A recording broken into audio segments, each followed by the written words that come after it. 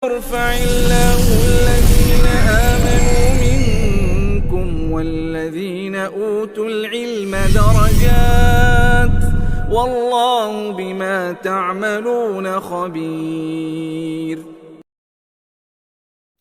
Bismillahirrahmanirrahim. Assalamualaikum warahmatullahi wabarakatuh. Innal hamdalillah nahmaduhu wa nasta'inuhu wa nastaghfiruhu wa nu'minu bihi wa natawakkalu alayhi wa na'udzu bihi min sururi anfusina wa min sayyiati a'malina. May yahdihillahu fala mudilla lahu wa may yudlil fala hadiya lahu. أشهد أن لا إله إلا الله وحده لا شريك له وأشهد أن محمدا عبده ورسوله لا نبي بعده اللهم صل وسلم على محمد وعلى آله وأصحابه وبارك وسلم تسليما كثيرا فقد قال تعالى يرفع الله الذين آمنوا منكم والذين أوتوا العلم درجات والله بما تعملون خبير. وقال رسول الله صلى الله عليه وسلم في الحديثه فيما معنى من سلك طريقا يلتمس فيه علما سهل الله له به طريقا إلى الجنة أو كما قال رسول الله صلى الله عليه وسلم. Para jamaah hadirin hadirat yang insya Allah dirahmati oleh Allah Subhanahu wa taala, kita lagi-lagi bersyukur kepada Allah Subhanahu wa taala karena Allah Subhanahu wa taala telah memberikan kepada kita taufik hidayah inayahnya sehingga kita berkumpul di tempat yang sangat mulia, rumahnya Allah, majelis yang sangat mulia, majelis ilmu. Maka mudah-mudahan kehadiran kita di tempat ini Allah Subhanahu wa taala angkat derajat kita semua. Amin ya rabbal alamin. Menunggu maghrib sampai isya itu bapak-bapak, ibu-ibu disebut dengan ribat ikatan antara waktu sholat dengan sholat yang lain, itu namanya ribat. Antara maghrib dan isya itu namanya ribat, ikatan. Dan ini memiliki keutamaan yang sangat besar sekali. Ketika seseorang duduk dalam satu tempat yang mulia, majelis ilmu, kemudian dia menunggu dari waktu sholat ke waktu sholat yang lainnya, fadzalikumur ribat, itu disebut dengan ikatan. Maka ganjaran orang yang seperti itu al-jannah, surga. Maka mudah-mudahan kehadiran kita di tempat ini, kita sambil menunggu isya, ya kita dengar kajian sambil menunggu isya, mudah-mudahan Allah Subhanahu wa taala jadikan kita sebagai ahli surga.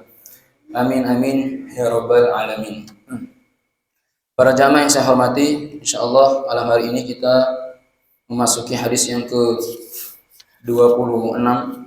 Mudah-mudahan menjelang bulan Ramadan sudah hatam Kitabul Jami'. Amin. Kita insyaallah di bulan Syawal kita lanjutkan di bab kajian fikih insyaallah. Hadis yang ke-26 dalam kitab Bulughul Maram Tawdihul Ahkam, syarah daripada kitab Bulughul Maram. Di sini disebutkan an Abi Bakar As-Siddiq radhiyallahu anhu qala Rasulullah sallallahu alaihi wasallam la yadkhulul jannata khabbun wala bakhilun wala sayyi'ul malakah. Akhrajahu Tirmidzi wa farraqahu haditsaini wa fi isnadihi dha'fun. Dari Abi Bakar As-Siddiq radhiyallahu anhu. Abu Bakar As-Siddiq salah satu sahabat Rasulullah sallallahu alaihi wasallam dan beliau merupakan khalifatul ula, khalifah yang pertama. Beliau termasuk juga mertua Rasulullah sallallahu alaihi wasallam. Abu Bakar As-Siddiq memiliki putri yang bernama Aisyah, dinikahi oleh Rasulullah sallallahu alaihi wasallam. Maka Abu Bakar As-Siddiq ini sahabat sekaligus mertua Rasulullah sallallahu alaihi wasallam. As-Siddiq mendapat julukan As-Siddiq, orang yang pertama kali mempercayai dakwahnya Rasulullah sallallahu alaihi wasallam. Bahkan dalam sebuah hadis itu Pak disebutkan, sekiranya imannya Abu Bakar ditimbang dengan imannya seluruh manusia yang ada di permukaan bumi ini, maka imannya Abu Bakar jauh lebih berat daripada imannya seluruh kaum muslimin yang ada di muka bumi ini. Kenapa? Karena Abu Bakar ini orang yang pertama kali masuk Islam dan orang yang pertama kali mengimani dakwahnya Rasulullah SAW. Bayangkan, ketika Rasulullah pulang dari Isra Mi'raj mendapat perintah sholat 5 waktu, orang-orang ketika itu nggak ada yang percaya. Orang-orang Quraisy mengatakan, ini Muhammad gila, mana mungkin perjalanan Masjidil Haram ke Aqsa sampai ke Sidratul Muntaha dengan waktu yang sangat singkat, hanya 3 jam, nggak mungkin. Maka yang pertama kali mempercayai itu Abu Bakar, sehingga Abu Bakar ini mendapat julukan As-Siddiq, orang yang pertama kali mempercayai dakwah Rasulullah SAW. Beliau meriwayatkan hadis ini dari Nabi SAW. Beliau berkata, la yadkhulul jannata, tidak akan masuk surga. Siapakah mereka? Yang pertama, khibbun, orang yang suka menipu, wala bakhilun, seorang yang pelit, wala sayyi'ul malakah, dan orang yang berbuat buruk kepada budaknya atau bawahannya. La yadkhulul jannah, tidak akan masuk surga. Kemarin sudah kita pernah bahas, yang dimaksud dengan tidak pernah masuk surga ini bukan berarti orang itu keluar daripada Islam. Bukan berarti dia tidak akan masuk surga selama-lamanya, tidak. Maksudnya adalah seseorang itu akan terhalang memasuki surga.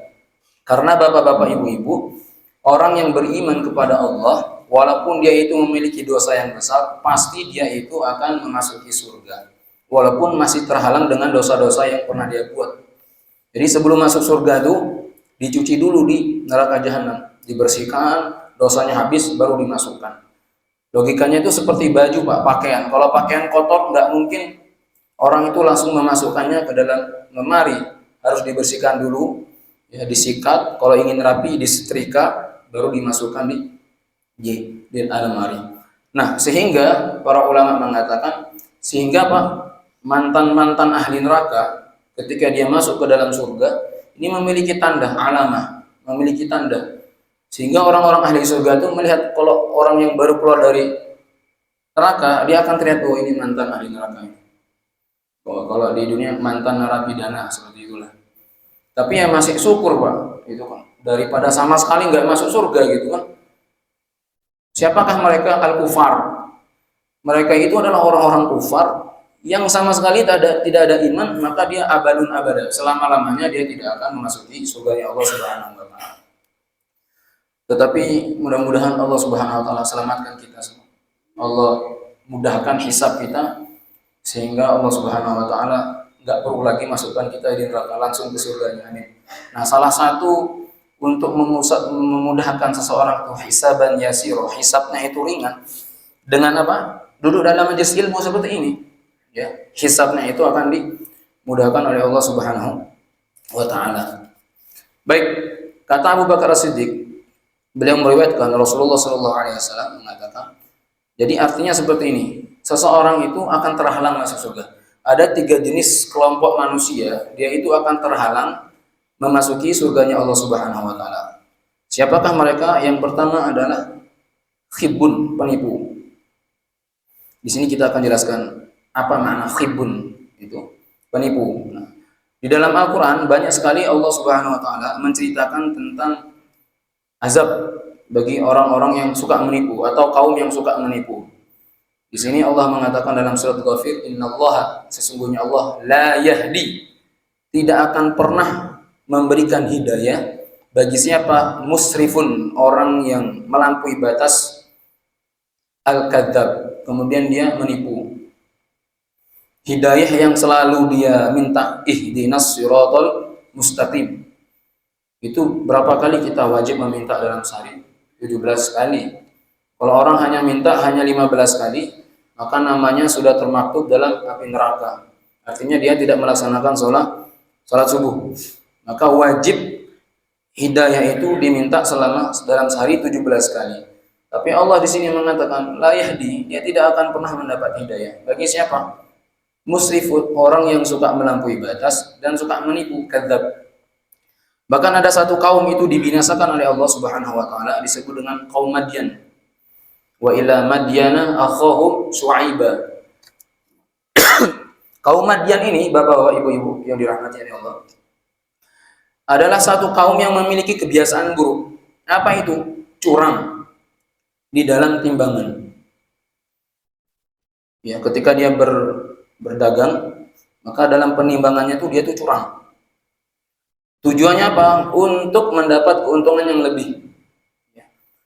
Sehingga Allah Subhanahu wa taala utus seorang nabi yang bernama Nabi Syuaib alaihissalam, mengutus kaum Madyan karena mereka terbiasa menipu dalam menimbang. Nah ini Masya Allah luar biasa, sehingga Allah Subhanahu wa taala azab mereka. Jadi musrifun ini kata khabun itu Pak, orang yang suka menipu dalam hal apa saja, bisnis kah dia, perdagangan kah, atau pekerjaan, semua akan dihisab oleh Allah Subhanahu wa taala karena dia khabun, menipu. Sehingga Allah mengatakan auful kaila, sempurnakanlah timbanganmu, wala takunu minal mukhsirin, dan jangan kamu merugikan orang lain. Jadi Bapak yang dirahmati Allah, keuntungan yang sedikit dan halal itu jauh lebih baik daripada keuntungan yang banyak tapi haram. Ya. Kemudian di sini dijelaskan al-khibbun. Apa itu khibbun? Al-makkaru. Ya, yang dimaksud dengan penipu itu apa? Innal khibba la budda ayyakuna kadzaban. Seorang penipu ayyakuna kadzaban, pasti dia suka berbuat bohong. Ya, bukan penipu namanya kalau dia bukan pembohong begitu.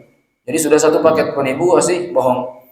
Wal kadzabu min sifatil munafiki, dan sedangkan pembohong itu merupakan salah satu sifat orang-orang munafik. Wal kadzibu yu'addu min asbabil wusuli ila nari jahannam. Dan berbohong itu adalah salah satu penyebab al-wusul, penyebab yang bisa mengantarkan dia ke dalam neraka jahanam. Jadi penipu ini sudah pasti bohong. Sedangkan bohong itu merupakan salah satu sifatnya orang munafik dan akan mengantar seseorang itu ke dalam neraka jahanam. Di sini Rasulullah SAW jelaskan, alaikum bisidqi, hendaknya kamu jujur. Kalian selalu berlaku jujur. Kenapa? Fa inna sidqa yahdi ilal bir. Karena sesungguhnya orang yang jujur itu akan membawanya kepada kebaikan. Wa innal birra yahdi ilal jannah. Kebaikan itu akan membawa seseorang kepada surganya Allah. Di sini hadisnya indah sekali Pak. Wa ma yazalur rajulu yasdiqu wa yataharras sidqa. Tidaklah seseorang itu selalu jujur, kemudian dia memilih kejujuran itu, hatta yuktaba indallah siddiqon, sehingga dia itu akan dicatat di sisi Allah sebagai orang siddiqon, orang-orang yang jujur. Wa iyyakum wal kadhib, dan hati-hati kamu jauhkan yang namanya al-kadzib, enggak jujur, dusta. Fa innal kadhiba yahdi ilal fujur, karena sungguhnya bohong itu akan mengantar seseorang kepada keburukan, dan keburukan itu akan mengantar seorang kepada api neraka. Wa ma yazalu rajulu yakdzibu, orang itu kalau dia itu sering berbohong, maka dia itu akan dicatat di sisi Allah sebagai kadzaban, pembohong. Nah, karena dulu ada seorang setelah Rasulullah SAW wafat itu, Musailamah al-Kadzab, Musailamah al-Kadzab, pendusta. Kenapa pendusta? Karena dia mengaku dirinya nabi. Maka disebut seorang pendusta. Jadi kalau sekarang kalau ada orang mengaku dirinya nabi, saya mendapat wahyu tidur, totonya dapat wahyu Jibril, dia mengatakan saya nabi, padahal dari fisiknya enggak seperti orang Arab itu sudah mengaku nabi. Nah itu sudah kadzabnya itu sampai 10 kali kadzab, sudah dipastikan dia betul-betul dusta. Jadi orang yang mengaku dirinya nabi, maka dia sungguh keluar daripada kafir. Gitu. Jadi al-kadzab. Jadi kalau orang itu Pak, dia selalu jujur, maka dia akan dicap di sisi Allah sebagai orang yang jujur. Tapi sebaiknya kalau orang itu suka berbohong, maka dia akan dicap di sisi Allah sebagai pembohong. Para jamaah yang dirahmati Allah, guru kami itu pernah menyampaikan, kenapa orang yang berbohong ini dia jauh daripada rahmat Allah? Karena ketika seseorang itu berbohong satu kali saja, itu malaikat akan menjauh 1 mil, Pak. Ini Allah alam ya, hadis atau bukan, tapi guru kami pernah menyampaikan seperti itu. Ketika seorang itu berbohong, maka para malaikat itu akan lari dari dia, sehingga dia itu jauh daripada rahmat Allah Subhanahu wa taala. Jamaah yang dirahmati oleh Allah. Kemudian, apa dampak bagi orang yang khob tadi? Khob itu penipu. Intinya dalam pemikirannya tuh nipu saja kayak gitu.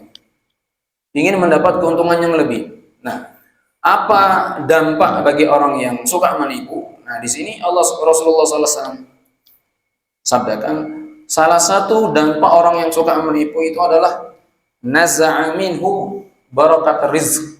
Allah akan angkat darinya keberkahan rezeki. Berkahnya itu Allah cabut. Walaupun nominalnya banyak, tapi kalau sudah keberkahan Allah cabut, sudah selesai sudah.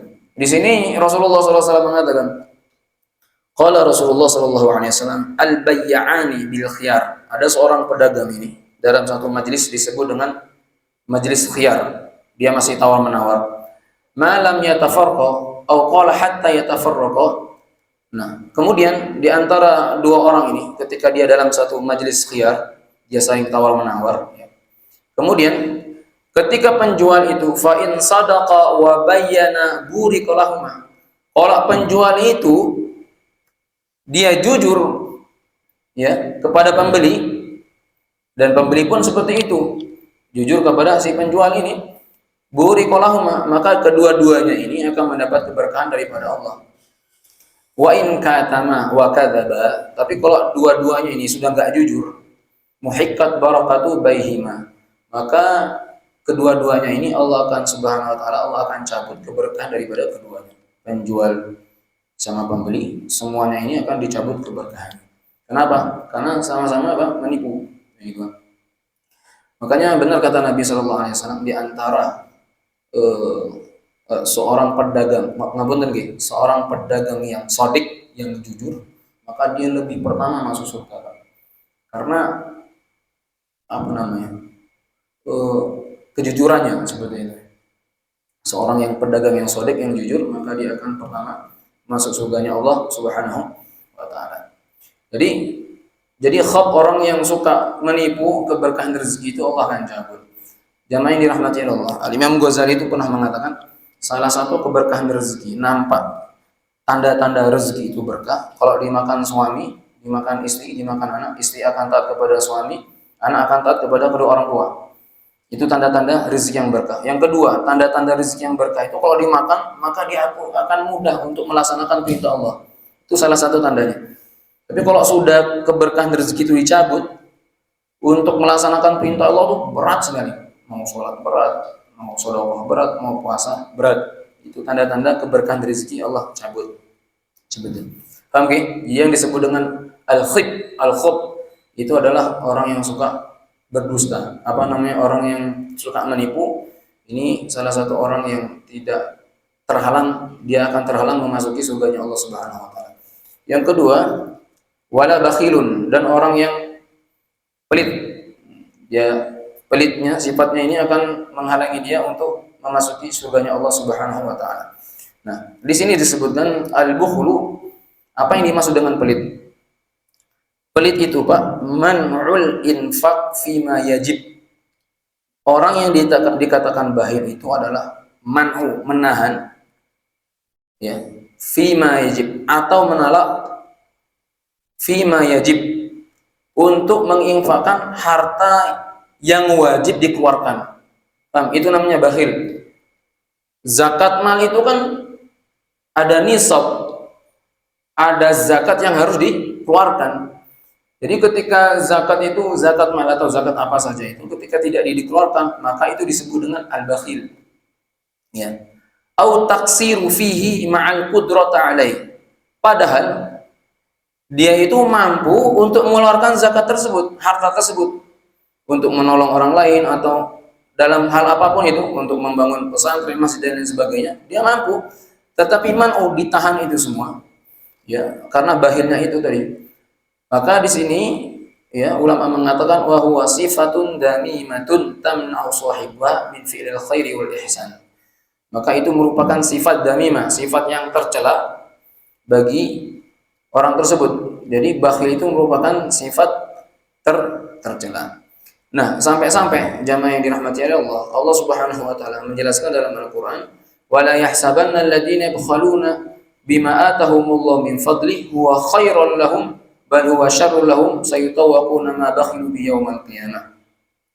Wala yahsabanna alladziina yabkhaluna, jangan sekali-kali orang yang bakhil kikir tersebut yabkhaluna bima atahumullah, dengan harta yang diberikan Allah kepadanya, menganggap bahwa yang diberikan Allah kepada mereka itu karunia yang sangat besar. Huwa khairul lahum, dan itu menganggap itu kebaikan baginya. Jadi jangan menganggap orang yang bakhil itu sifatnya itu khairul lahum, kebaikan untuknya, bal huwa syarrul lahum. Bahkan bakhil itu harta yang tidak disedekahkan atau yang tidak dikeluarkan nisabnya, keluarkan zakatnya itu syarrul lahum, itu akan menjadi keburukan bagi mereka. Sehingga harta yang seharusnya itu zakatnya dikeluarkan, tidak dikeluarkan, itu dibiarkan sama dia. Maka Allah mengatakan sayutawaquna ma bakhilu bi yaumal qiyamah. Harta tersebut akan dikalungkan di leher mereka pada hari kiamat. Jadi jangan harus paham itu. Ini harta saya sekian. Ini nisabnya sudah jatuh nisab ini. Apakah saya harus keluarkan zakat malnya? Nanti kita akan bahas dalam bab fikih, baik. Kapan harus dikeluarkan, nisabnya itu berapa, kemudian berapa harus dikeluarkan, itu harus dihitung dan harus dikeluarkan. Dan sasarannya itu pun harus tepat, ya. Harus tepat. Kemudian Rasulullah SAW juga menyebutkan di sini tentang sifat orang yang bakhil. An Asma binti Abi Bakar qalat, ya Rasulullah, dari Asma binti Abi Bakar, dia berkata, ya Rasulullah, wahai Rasulullah, innahu laisa li min baiti illa man adkhala alayya Zubair. Wahai Rasulullah, sesungguhnya laisa li, aku itu tidak memiliki sesuatu apa-apa, illa ma adkhala alayya Zubair, kecuali apa yang diberikan Zubair kepadaku. Jadi Asma binti Abi Bakar ini mengadu kepada Rasulullah, wahai Rasulullah, aku ini tidak memiliki apa-apa kecuali sesuatu yang telah diberikan kepadaku dari Zubair. Afa u'tiya, maka Rasulullah Asma binti Abi Bakar ini bertanya kepada Rasulullah, afa u'tiya, wahai Rasulullah, apakah aku harus bersedekah dengannya? Qala, kemudian Nabi SAW, la tuhsi fayuhsa alaik. Ya, kata Nabi SAW, jika engkau bakhil, maka Allah akan bakhil kepada kamu. Paham ya? Tapi di sini ulama mengatakan kalau memang itu ada hak untuk disedekahkan, sedekahkan, keluarkan zakatnya. Tapi kalau memang itu enggak cukup, gitu kan, cukup hanya untuk kamu makan, maka jangan kamu sedekahkan. Sebagian ulama mengatakan seperti itu. Tapi kalau memang ada kelebihan harta, sedekahkan. Kenapa? Karena Rasulullah mengatakan jika kamu bakhil, maka Allah pun akan bakhil kepada kamu. Paham ya, Pak? Nabi mengatakan mana qasad shadaqatun min mal, tidak akan pernah berkurang harta yang disedekahkan. Kemudian di sini Rasulullah SAW juga berkata, "Sayyikh suhu wal iman qallama yastami'an fi qalbi 'abdin abada." Sifat pelit suh pernah kita bahas kemarin, sifat pelit suh dan iman hampir tidak akan pernah berkumpul fi qalbin 'abdin abada, dalam hati seorang hamba untuk selama-lamanya. Jadi kalau orang beriman, ya, dia nggak akan pernah pelit seperti itu. Ibaratnya mafhum hadisnya seperti itu. Baik, yang kedua, kemudian yang terhalang memasuki surganya Allah, jenis yang kedua adalah sayyul malakah, orang yang berbuat buruk kepada budak. Di sini dalam kitab ini menyebutkan di sini bukan hanya sekedar budak, ya, maksudnya orang yang berbuat buruk kepada bawahan, pembantu atau bawahannya, seperti itu. Maka jamaah yang dirahmati Allah, Nabi SAW itu pernah ketika beliau itu akan nazak wafat, meninggal dunia. Di sini disebutkan kanat ammatu wasiyati Rasulullah SAW hina hadratul maut. kebanyakan wasiat Rasulullah SAW tatkala kematian telah hadir adalah as-salat. Wasiat beliau yang pertama as-salat. Jadi beliau itu ketika nazak itu Pak, ada sesuatu yang beliau ucapkan. Yang pertama adalah as-salat. Salat, salat, salat, jangan sampai kalian meninggalkan salat. Artinya salat itu sangat penting Pak. Imaduddin, tiangnya agama. Artinya pembeda antara orang kafir dan orang beriman itu adalah salatnya. Jadi salat itu harus terus-terus dilaksanakan karena itu kewajiban. Maka wasiat Rasulullah yang pertama adalah salat, salat, salat, salat. Yang kedua, wa ma malakat aymanukum as-salah wa ma malakat aymanukum. Beliau mengatakan berbuatlailah kepada bawahanmu. Kalau kita punya bawahan anak buah, berbuat baik, jangan kasar dan jangan zalim kepada mereka. Karena ketika orang berbuat zalim kepada bawahannya, ya, kepada bawahannya, maka itu salah satu penyebab seseorang itu terhalang memasuki surganya Allah Subhanahu wa taala. Baik, hadis yang ke-27. An Ibnu Abbas radhiyallahu anhu qala qala Rasulullah sallallahu alaihi wasallam man tasamma'a hadits qaumin wa hum lahu karihun subba fi udunayhi al-unuq yaumal qiyamah. Yakni ar-rasasu akhrajahu al-Bukhari. Di sini disebutkan dari Ibnu Abbas radhiyallahu anhu qala Rasulullah sallallahu alaihi wasallam bersabda, man sapa wong, siapa orang tasamma'a.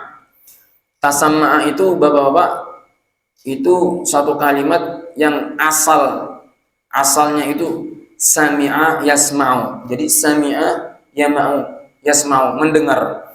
Tetapi ketika sami'a yasma'u ditambah huruf ta dan ada mim tasdid, tasamma'a yatasamma'u, dari wazan tafa'ala yatafa'alu. Itu artinya bukan mendengar lagi, tapi betul-betul mendengar.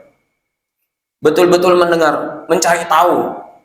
Atau kalau bahasa kita itu apa ya? Nguping gitu. Nguping ya. Itu namanya tasamma'a. Jadi kalau kita terjemahkan, man tasamma'a, barang siapa yang nguping, gitu.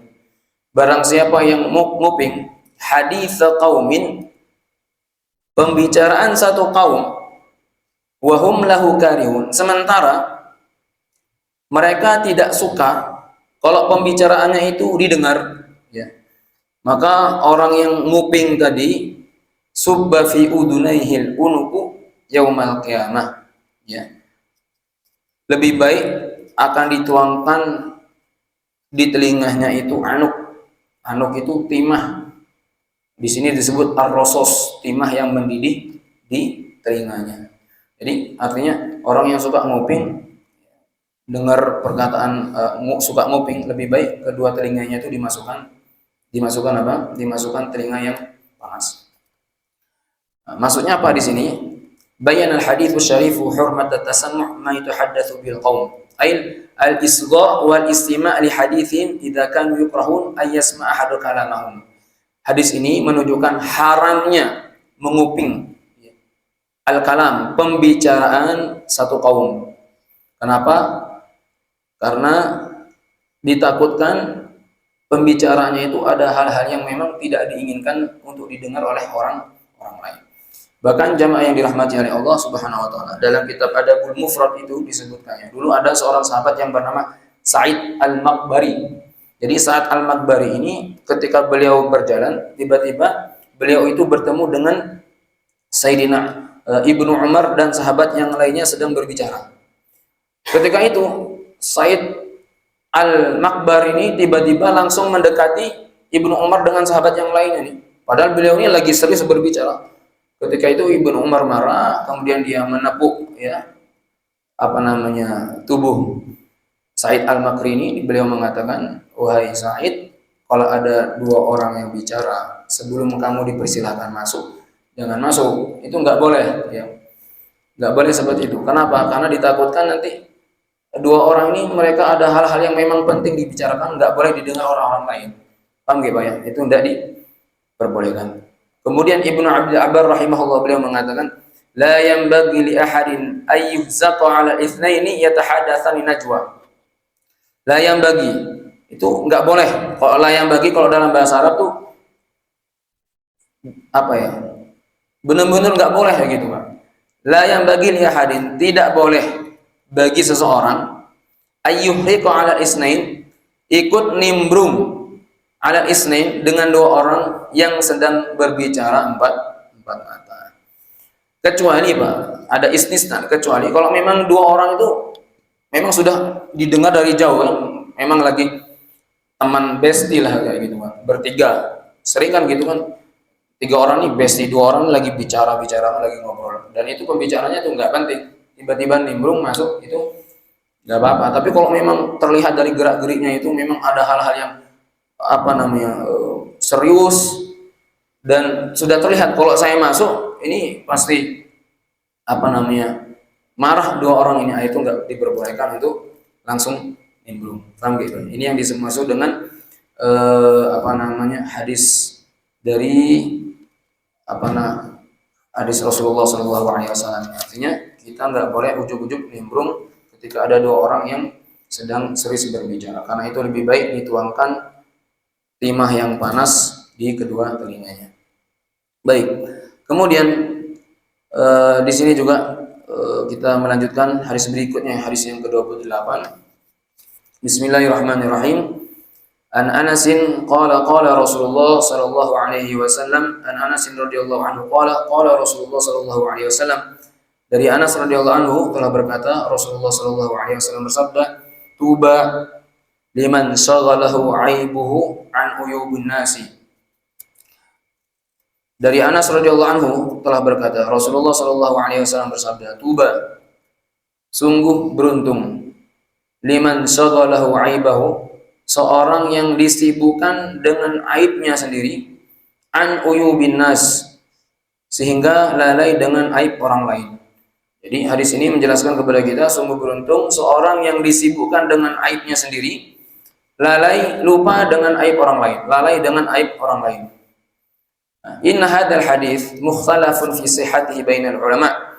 Hadis ini diperselisihkan di antara para ulama. Walakin Hafidz Ibnu Hajar fi kitabih Bulughul Maram. Tetapi Imam Hafiz Ibnu Hajar dalam kitabnya Bulughul Maram qad hakama alaihi, beliau menilai, hakama itu menilai, bi annahu haditsun hasanun. Ini hadis hasan.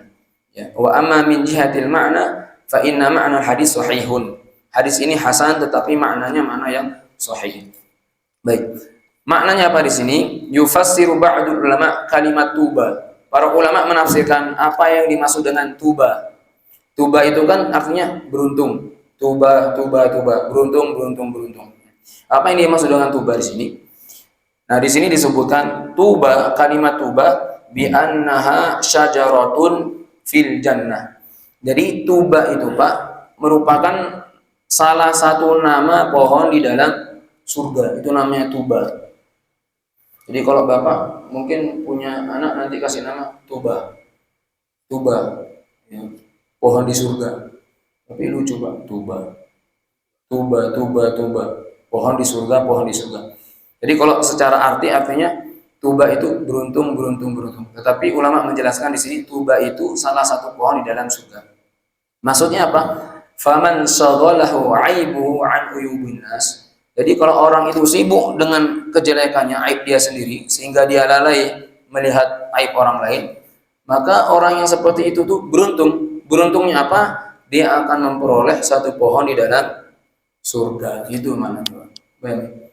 Satu pohon di surga itu Pak, kata Nabi SAW, satu pohon di surga itu kalau dikelilingi kuda, itu berapa tahun itu? Lupa sampai berapa tahun. Ya bertahun-tahun itu nggak akan sanggup mengelilingi satu pohon di dalam surga. Jadi jangan menganggap satu pohon itu seperti pohon di dunia Pak. Satu pohon di surga itu Masya Allah. Ya. Artinya apa? Yubasyiru bidukhulil jannah. Jadi orang sibuk dengan aibnya sendiri, tidak melihat aib orang lain, dia itu akan mendapat kabar gembira. Apa itu? Satu pohon di dalam surga. Jamaah yang dirahmati oleh Allah. Kemudian seorang penyair berkata, syarrul wara man bi'aibin nasi mustaqil. Ini indah sekali ini. Syarrul wara. Apa ya syarrul wara itu? Syarrul wara, seburuk-buruk manusia adalah man bi'aibin nasi mustaqil. Orang manusia yang sibuk dengan aib orang lain. Orang seperti itu ya Penyair ini mengatakan mithlad dubabi yura'i mawdi'ul ilali. Seperti lalat yang hanya memperhatikan lokasi boroknya. Nah, itu seperti itu. Ya. Jadi manusia yang sibuk dengan aib orang lain, ya, lupa dengan aibnya sendiri, itu seperti lalat yang memperhatikan lokasi luka borok-boroknya itu. Karena apa? Jamaah yang dirahmati Allah, setiap manusia itu kan pasti punya aib. Jadi kalau kita hanya melihat aib orang lain tanpa melihat aib kita sendiri, nah itu kata Sayyidina Umar, celaka orang seperti itu. Karena dia tidak akan mengintrospeksi dirinya sendiri. Maka Umar mengatakan di sini, Sayyidina Umar, hasibu anfusakum qabla an tuhasabu. Ya, hisablah diri kalian sebelum kalian dihisab. Kemudian Abu Hurairah radhiyallahu anhu berkata, ini bukan hadis. Beliau mengatakan, yubsiru ahadukum qadata fi 'ainil akhwani. Seorang dari kalian dapat melihat kotoran kecil di mata saudaranya, wa yansal jadlu awil jid'i fi 'ain nafsihi. Tapi dia lupa, ya, tetapi dia lupa akan kayu besar yang ada di aini, yang ada di matanya. Sibuk dengan keburukan orang lain, bahkan sebenarnya dia memiliki keburukan yang jauh lebih besar daripada orang lain. Jamaah yang dirahmati Allah. Jadi para ulama mengatakan ketika seseorang itu sibuk melihat aibnya sendiri, satu, Allah akan wariskan dia sifat tawadhu, rendah hati. Yang kedua, Allah akan jauhkan dia dari sifat sombong. Yang ketiga, dia itu akan ada semangat untuk beribadah kepada Allah Subhanahu wa taala. Yang terakhir, Allah Subhanahu wa taala akan cabut dari dirinya sifat suudzon, berprasangka buruk kepada orang lain. Jamaah yang dirahmati Allah, inilah 3 hadis Rasulullah SAW dalam Kitabul Jami'. Ya, mudah-mudahan kita bisa mengamalkan. Kita dicatat oleh Allah Subhanahu wa taala sebagai orang-orang yang cinta kepada Rasulullah SAW, sehingga kita mendapat syafaatul uzma daripada Rasulullah SAW. Amin ya rabbal alamin. Karena Bapak-bapak, kalau kita hanya mengandalkan amal kita, nggak bisa, Pak, nggak bisa. Rasulullah pernah mengatakan di hadapan para sahabat, sesungguhnya seseorang itu masuk surga bukan karena amalnya, tapi karena apa? Karena rahmat Allah. Untuk mendapat rahmat Allah itu seperti apa? Duduk dalam majelis, mendengarkan hadis-hadis Nabi. Ini kan ghasyiatum rahmah. Kalau bapak-bapak masuk masjid, yang dibacakan doa apa? Allahumma ftahli abwaba, bukanlah untuk kami pintu-pintu. Artinya gudangnya rahmat itu di masjid. Jadi kalau orang suka ke masjid, datang dalam masjid, duduk dalam majelis ilmu, maka dia akan mendapat rahmatnya Allah Subhanahu wa taala. Amin ya rabbal alamin. Subhanakallahumma bihamdik, asyhadu an la ilaha illa anta, astaghfiruka wa atubu ilaik. Wassalamualaikum warahmatullahi wabarakatuh.